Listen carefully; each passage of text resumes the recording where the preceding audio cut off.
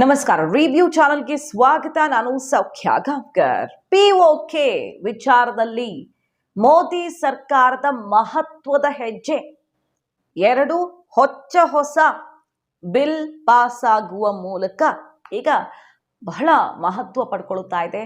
PoK ನಮ್ಮದೇ, ಆದರೆ ಅದು ಶಾಶ್ವತವಾಗಿ ಯಾವುದೇ ಸಮಸ್ಯೆ ಇಲ್ಲದಂತೆ ನಮ್ಮ ಜೊತೆ ಇರೋ ರೀತಿ ಮಾಡೋ ನಿಟ್ಟಿನಲ್ಲಿ ಅತ್ಯಂತ ಮಹತ್ವದ ಹೆಜ್ಜೆ. ಈ ಹೊತ್ತಲ್ಲಿ ನೆಹರು ವಿರುದ್ಧ ಗುಡುಗಿದ ಶಾ, ಸಿಡಿದೆದ್ದ ಕೈಪಡೆ. ಹಾಗಾದ್ರೆ ಪಿಒಕೆ ಹಾಗೆ ಕಾಶ್ಮೀರ, ಜಮ್ಮು ಕಾಶ್ಮೀರ ಭಾಗದಲ್ಲಿ ಟೆರರಿಸಂ ಕಾರಣದಿಂದಾಗಿ ವಲಸೆ ಹೋದವರು, ಫಾರ್ ಎಕ್ಸಾಂಪಲ್ ಕಾಶ್ಮೀರಿ ಪಂಡಿತರು, ಇವರಿಗೆಲ್ಲ ಕೊಟ್ಟಿರುವಂತಹ ಬಿಗ್ ಗಿಫ್ಟ್ ಏನು? ಮಾಹಿತಿನ ಮುಂದೆ ಇಡ್ತಾ ಇದೀವಿ. ಮಿಸ್ ಮಾಡಿದ್ರೆ ನಮ್ಮ ಚಾನಲ್ನ ಸಬ್ಸ್ಕ್ರೈಬ್ ಮಾಡಿ, ಹಾಗೆ ನಿಮ್ಮ ಅಭಿಪ್ರಾಯ ಈ ಬಗ್ಗೆ ಕಮೆಂಟ್ ಮಾಡಿ ತಿಳಿಸಿ. ಎಸ್ ವೀಕ್ಷಕರೇ, ಮೊದಲನೇದಾಗಿ ಪಾಸ್ ಆಗಿರುವಂತಹ ಎರಡು ಅಂದರೆ ಲೋಕಸಭೆಯಲ್ಲಿ ಪಾಸ್ ಆಗಿರುವಂತಹ ಎರಡು ನೂತನ ಬಿಲ್ಗಳ ಬಗ್ಗೆ ಮಾತಾಡೋದಾದ್ರೆ, ನಯಾ ಕಾಶ್ಮೀರ್ ಬಿಲ್ಸ್ ಅಂತ ಇದನ್ನ ಹೇಳಿರೋದು. ಮೊದಲನೇದಾಗಿ ಜಮ್ಮು ಕಾಶ್ಮೀರ್ ರಿಸರ್ವೇಷನ್, ಎರಡನೇದಾಗಿ Kashmir reorganisation, Jammu and Kashmir reorganisation ತಿದ್ದುಪಡಿ ಬಿಲ್. ಇದು 2023 ಲೋಕಸಭೆಯಲ್ಲಿ ಪಾಸ್ ಆಗಿದೆ. ಈ ಹೊತ್ತಲ್ಲಿ ಅಮಿತ್ ಶಾ ಅವರು ನೆಹರು ಅವರ ಎರಡು ಬ್ಲಂಡರ್ಸ್ನ 70 ವರ್ಷಗಳಿಂದ ಆ ಬ್ಲಂಡರ್ಸ್ ಕಾರಣದಿಂದಾಗಿ ಕಾಶ್ಮೀರ ಅನುಭವಿಸಿದ್ದನ್ನ ಇವತ್ತು ಸರಿ ಮಾಡೋ ನಿಟ್ಟಿನಲ್ಲಿ ನಯಾ ಕಾಶ್ಮೀರ ಅನ್ನೋ ಹೆಸರಲ್ಲಿ ಈ ಹೆಜ್ಜೆಯನ್ನ ಇರಿಸ್ತಾ ಇದ್ದೀವಿ ಅಂತ ಕುಟುಕ್ತಾರೆ. ಕೈಪಡೆ ಅಂದ್ರೆ ಕಾಂಗ್ರೆಸ್ನ ಸದಸ್ಯರು ಸಿಡಿದೆದ್ದು ಹೊರ ನಡೀತಾರೆ. ಈ ಹೊತ್ತಲ್ಲಿ ಏನಿದೆ ಹಾಗಾದ್ರೆ? ಪ್ರಮುಖವಾಗಿ ನೆಹರು ಅವರ ಆ 2 ಬ್ಲಂಡರ್ಸ್ ಬಗ್ಗೆ ಅಮಿತ್ ಶಾ ಅವರು ಹೇಳಿದ್ದೇನು? 2 ಬ್ಲಂಡರ್ಸ್ ಅಂತ ಹೇಳ್ತಾರೆ. ಮೊದಲನೇದು ಸೀಸ್ ಫೈರ್. ಯಾವಾಗ ನಮ್ಮವರು ಗೆಲ್ತಾರೆ, ಇನ್ನು 3 ದಿನ ತಡ್ಕೊಂಡಿದ್ರೆ ನಮ್ಮ ಫೋರ್ಸ್ ಗೆದ್ದೇ ಬಿಡ್ತಿತ್ತು ಅನ್ನೋ ಥರ ಇದ್ದಾಗ ಸೀಸ್ ಫೈರ್ ಘೋಷಣೆ ಮಾಡಿದ್ದು.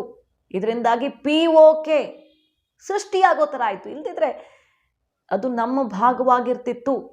ಅಖಂಡ ಭಾರತದ ಕಲ್ಪನೆಗೆ ಯಾವ ಸಮಸ್ಯೆಯೂ ಇರ್ತಾ ಇರಲಿಲ್ಲ ಇವತ್ತು.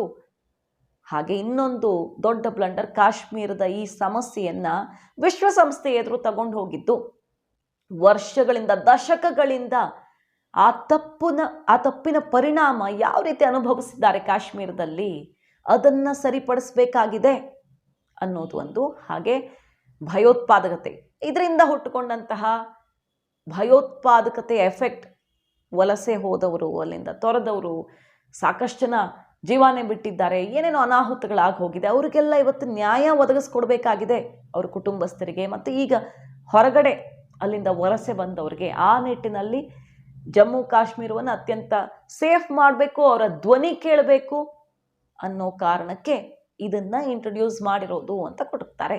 ಏನಿದೆ ಆ ಬಿಲ್ಲಲ್ಲಿ ಹಾಗಾದ್ರೆ ಅದನ್ನ ನೋಡ್ತಾ ಹೋಗೋಣ. ಮೊದಲನೇದಾಗಿ ಪಿಒಕೆ ಅಲ್ಲಿಂದ ಡಿಸ್ಪ್ಲೇಸ್ ಆಗಿರುವಂಥವ್ರು, ಯಾಕಂದ್ರೆ ಅಲ್ಲಿನ ಧ್ವನಿಯಾಗಬೇಕು, ಅಲ್ಲಿನ ಸಮಸ್ಯೆಗಳನ್ನ ಹೇಳ್ಕೊಳ್ಳೋಕಾಗಬೇಕು ಅನ್ನೋ ಕಾರಣಕ್ಕೆ ಇದೇ ಮೊದಲ ಬಾರಿಗೆ, ಇತಿಹಾಸದಲ್ಲೇ ಮೊದಲ ಬಾರಿಗೆ ಈ ರಿಸರ್ವೇಷನ್ ನಾಮಿನೇಷನ್ಗೆ ಅವಕಾಶ ಮಾಡಿಕೊಡ್ತಿರುವಂತಹ ಬಿಲ್ ಇದು.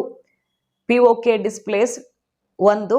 ಹಾಗೆ ಎರಡನೇದಾಗಿ ಕಾಶ್ಮೀರಿ ಮೈಗ್ರೆಂಟ್ ಕಮ್ಯುನಿಟಿ, ಟೆರರಿಸಂ ಕಾರಣದಿಂದಾಗಿ ವಲಸೆ ಹೋದಂತಹ ಸಮುದಾಯ ಅಥವಾ ಆ ಕಮ್ಯುನಿಟಿ ನಾಮಿನೇಷನ್ಗೆ 2 ಜನ ಮೆಂಬರ್ಸ್ಗೆ ಅವಕಾಶ ಮಾಡಿಕೊಡುವಂಥದ್ದು. ಒಬ್ಬರು ಮಹಿಳೆ ಕೂಡ ಇರ್ತಾರೆ ಅದರಲ್ಲಿ ಅನ್ನೋದು. ನಂಬರ್ ಆಫ್ ಸೀಟ್ಸ್ ನೋಡೋಕೆ ಹೋದ್ರೆ ಯಾವ ಥರ ಬದಲಾಗ್ತಿದೆ. ಜಮ್ಮುವಿನಲ್ಲಿ 37 ಇತ್ತು, ಈಗ 43 ಆಗುತ್ತೆ. ಹಾಗೆ ಕಾಶ್ಮೀರದಲ್ಲಿ 46 ಇದ್ದಿದ್ದು ಈಗ 47 ಆಗ್ತಿದೆ. PoK 24 seats. ಯಾಕಂದ್ರೆ ಪಿಒಕೆ ನಮ್ಮದು, ಅದಕ್ಕೆ ಸಂಬಂಧಪಟ್ಟಂತೆಯೂ ನಾವು ಕಾನೂನನ್ನ ಮಾಡ್ತೀವಿ ಅನ್ನುವಂಥ ಅತ್ಯಂತ ಕಠಿಣ ಸಂದೇಶವನ್ನು ರವಾನಿಸಿರೋದು. ಯಾರಿಗೆ ತಲುಪಬೇಕೋ ಅದು ತಲುಪ್ತಾ ಇದೆ.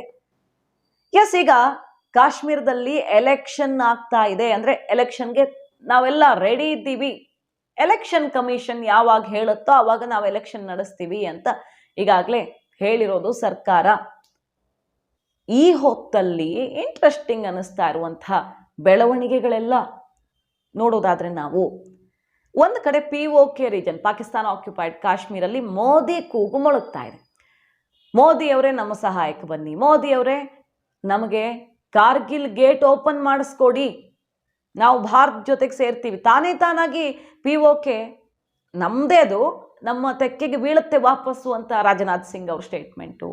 ಅಮಿತ್ ಶಾ ಅವರು ಕೆಲವು ದಿನಗಳ ಹಿಂದೆ ಗುಡುಗಿದ್ದು, ಅದಾದ್ಮೇಲೆ ಕೇಂದ್ರ ಸಚಿವರ ಸುಮಾರು ಜನರ ಸ್ಟೇಟ್ಮೆಂಟ್ ಎಲ್ಲ ನೋಡಿದ್ದೀವಿ ನಾವು. ಅದರ ಬೆನ್ನಲ್ಲೇ ಈ ಬೆಳವಣಿಗೆಗಳು ಒಂದೊಂದೇ ಹೆಜ್ಜೆ ಇಡ್ತಾ ಇರೋದು POK ನಮ್ಮದೇ, ಯಾವುದೇ ಸಮಸ್ಯೆ ಇಲ್ಲದಂತೆ ಅನ್ನೋದನ್ನ ಖಚಿತಪಡಿಸ್ಕೊಳ್ಳೋ ನಿಟ್ಟಿನಲ್ಲಿ. ಮತ್ತು ಜಮ್ಮು ಕಾಶ್ಮೀರ ಎಲೆಕ್ಷನ್ಗೆ ಸರ್ವ ಸಿದ್ಧತೆಗಳಾಗಿವೆ.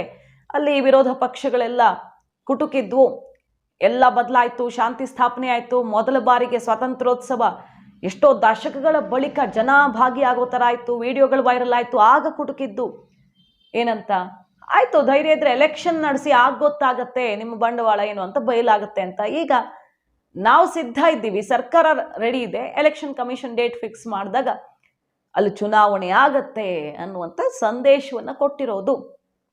POK ರೀಜನ್ನಲ್ಲಿ ಮೋದಿಗೇನು ಡಿಮ್ಯಾಂಡ್ ಸೃಷ್ಟಿಯಾಗಿದೆಯಲ್ವಾ, ಅದರ ಎಫೆಕ್ಟ್ ಅನ್ನ ಜಮ್ಮು ಕಾಶ್ಮೀರದಲ್ಲಿ ಅರ್ಥ ಆಗೋ ರೀತಿ ಮಾಡೋದು. ಯಾಕೆ ಮೋದಿ ನಾಯಕತ್ವ ಅನಿವಾರ್ಯ, ಇಲ್ಲಿ BJP ಬರಬೇಕು ಅನ್ನೋದನ್ನ ಮನದಟ್ಟು ಮಾಡಿಕೊಡೋದು.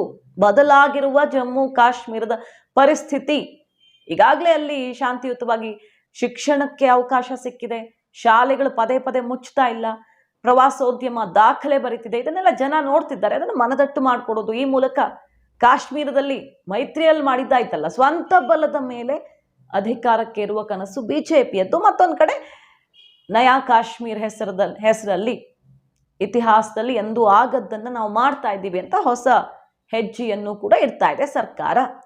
ಇದು POK ಮತ್ತು ಕಾಶ್ಮೀರಕ್ಕೆ ಸಂಬಂಧಪಟ್ಟಂತ ಅತ್ಯಂತ ಮಹತ್ವದ ಹೆಜ್ಜೆ ಮೋದಿ ಸರ್ಕಾರದಿಂದ. ಮಾಹಿತಿ ನಿಮ್ಗೆ ಇಷ್ಟ ಆಗಿದ್ರೆ ಮಿಸ್ ಮಾಡಿದ್ರೆ ನಮ್ಮ ಚಾನಲ್ನ ಸಬ್ಸ್ಕ್ರೈಬ್ ಮಾಡಿ, ಹಾಗೆ ನಿಮ್ಮ ಅಭಿಪ್ರಾಯ ಈ ಬಗ್ಗೆ ಕಮೆಂಟ್ ಮಾಡಿ ತಿಳಿಸಿ. Thank you.